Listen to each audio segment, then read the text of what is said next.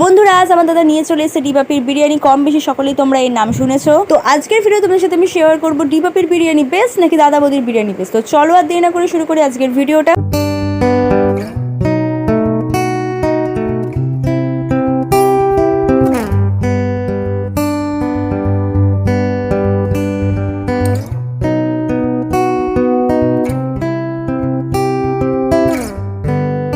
যদি তোমরা কোয়ান্টিটির দিক থেকে বিচার করতে চাও তাহলে কিন্তু দাদা বৌদির তুলনায় ডিবাপির কোয়ান্টিটি কিন্তু অনেকটাই বেশি।